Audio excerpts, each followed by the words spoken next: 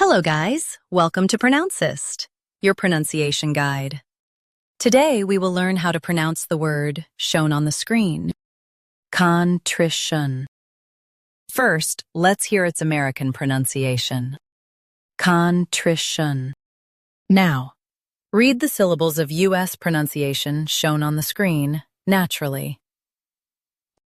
Con, trish,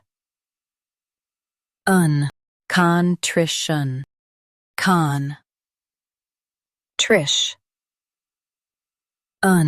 contrition. Now, let's focus on British pronunciation of this word, contrition. Now, read the syllables of British pronunciation shown on the screen naturally. Coon, trish, contrition, coon, trish, contrition. Stress trish and keep soft. Contrition, contrition. Practice repeatedly and you'll soon be able to say this word perfectly. The best way to practice is to repeat the syllable multiple times. The meaning of the word is sincere remorse.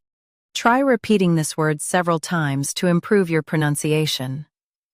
We post daily videos on useful and commonly mispronounced words to help you speak clearly and confidently.